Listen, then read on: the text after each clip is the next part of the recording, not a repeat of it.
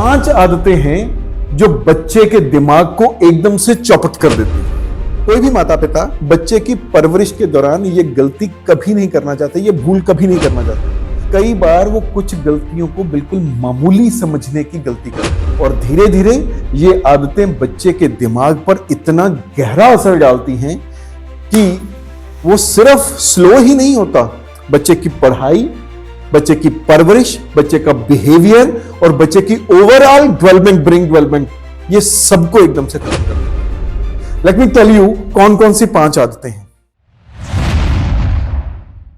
सही कहा आपने, 5 आदतें हैं जो बच्चे के दिमाग को एकदम से चौपट कर देती है। बच्चे की ओवरऑल डेवलपमेंट में भी फर्क पड़ता है। मतलब नंबर 1 की जो आदत है वो तो इतनी है, बच्चे उसमें they are trapped very badly they are trapped. Parents को 5 आदतों का पता भी है पर वो कई बार मामूली समझते हैं, इसे बहुत इग्नोर कर देते हैं। इसे इतना इग्नोर करते हैं कि वो बच्चे की ब्रेन के स्तर को, ब्रेन के लेवल को एकदम से डिटेरियोरेट कर देता है और बहुत नेगेटिव इंपैक्ट पड़ता है उसका, बहुत नेगेटिव। कोई भी माता पिता बच्चे की परवरिश के दौरान ये गलती कभी नहीं करना चाहते, ये भूल कभी नहीं करना चाहते। हर पेरेंट्स की इच्छा होती है कि अपने बच्चे को एक सेफ एनवायरनमेंट दें, हैप्पी हेल्दी एनवायरनमेंट दें, बच्चे को किसी भी तरह की तकलीफ ना हो। लेकिन कई बार वो कुछ गलतियों को बिल्कुल मामूली समझने की गलती कर देते हैं और धीरे धीरे ये आदतें बच्चे के दिमाग पर इतना गहरा असर डालती हैं कि वो सिर्फ स्लो ही नहीं होता, बच्चे की पढ़ाई, बच्चे की परवरिश, बच्चे का बिहेवियर और बच्चे की ओवरऑल डेवलपमेंट, ब्रेन डेवलपमेंट, ये सबको एकदम से खत्म कर देते हैं। लेट मी टेल यू कौन कौन सी 5 आदतें हैं। जो 5वीं आदत है, जो 5वीं सबसे बड़ी गलती है, दैट इज ओवर प्रोटेक्शन।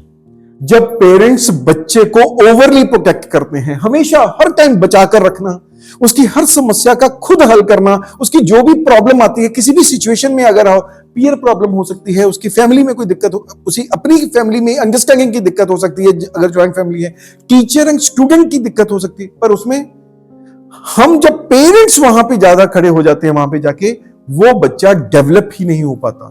उसकी डेवलपमेंट में ये सबसे बड़ी रिस्ट्रिक्शन है, क्योंकि बच्चों को सीखना, गलती करने, सोचने और खुद प्रॉब्लम को सॉल्व करना है। उसका सॉल्यूशन ढूंढने के लिए स्पेस चाहिए। अगर आप हर काम में आगे बढ़कर सब कुछ बच्चे के लिए करते रहेंगे, तब बच्चे का दिमाग डेवलप कैसे होगा, उसकी ब्रेन की डेवलपमेंट कैसे होगी, उसकी प्रॉब्लम सॉल्विंग क्वोशंट उसका मजबूत कैसे होगा, वो सॉल्व कैसे करेगा, सिचुएशन हैंडलिंग कैसे होगी, प्रॉब्लम हैंडलिंग कैसे होगी। ये प्रॉब्लम 5वीं प्रॉब्लम है। अगर मैं चौथी प्रॉब्लम की बात करूं तो चौथे नंबर पे आता है ब्रेकफास्ट स्किप करना। किसी भी स्कूल में मॉर्निंग असेंबली के दौरान देखिए कितनी विकेट्स थोड़ी थोड़ी देर बाद गिरनी शुरू हो जाती हैं। वो मॉर्निंग प्रेयर चल रही है, मॉर्निंग असेंबली चल रही है और पता है वो एक धराशायी हो गया, वो एक गिरा। वो क्यों गिरते हैं? This is the main reason कि कहीं ना कहीं उनका ब्रेकफास्ट मैम स्किप हो रहा है।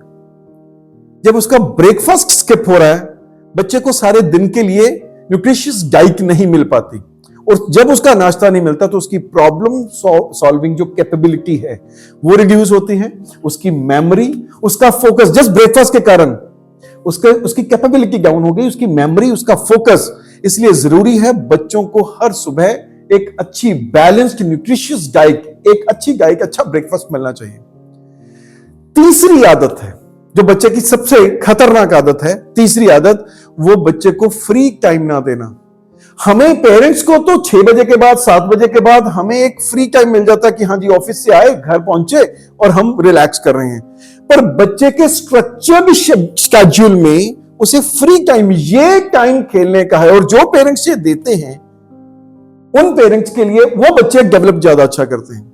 और जिस बच्चे के पास होमवर्क, ट्यूशंस का लगातार, संडे को खेलने चलेंगे, ऐसा नहीं।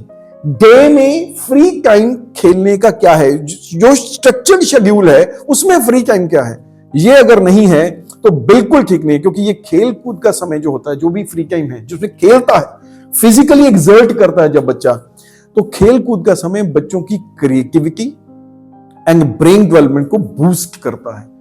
if we are not taking care of this, then we are really doing very bad with our kids. Happy minds lives in happy bodies. This is it. Happy bodies. Sound mind की मैं बात नहीं कर रहा. Happy minds live in happy body, and happy body comes from अच्छी सारी खेलकूद. और फिर दूसरी बड़ी गलती है बच्चों का देर से सोना और फिर हड़बड़ी में उठना. जो बच्चों को देर से सोने की आदत है, it is killing the brain of the children. It is actually killing.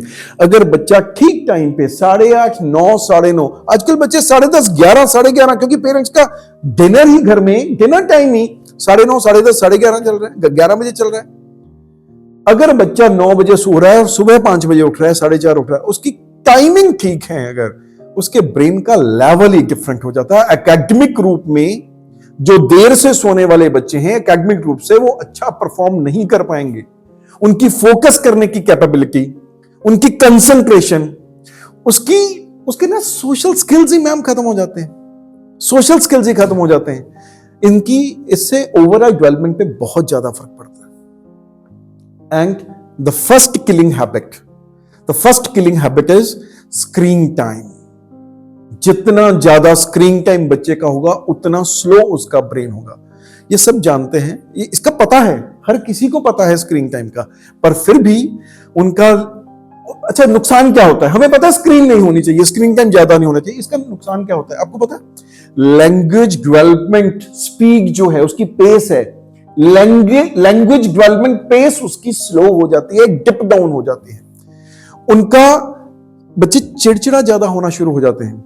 उनका दिमाग लगातार उस डोपामिन का आदी बन जाता है, उसका हैबिचुअल इतना बन जाता है जो उसे फोन या स्क्रीन से मिल रहा होता है, यू नो. तो वो उसे मजा आना शुरू होता है. तो जब वो नहीं मिलता, अगर आप रिस्ट्रिक्ट करते हैं, नहीं मिलता, तो वो चिड़चिड़ा होना शुरू होता है. इसलिए पेरेंट्स के लिए सबसे ज्यादा इंपॉर्टेंट है ये इन 5 चीजों का अगर ध्यान रखें, ये 5 चीजों पे वर्क कर लें तो बच्चे का लेवल ही बदल जाएगा. बच्चे का सोचने का तरीका, बच्चे की कंसंट्रेशन, बच्चे का फोकस, बच्चे की overall brain development, it will be like anything. We have to take care of these 5 things only.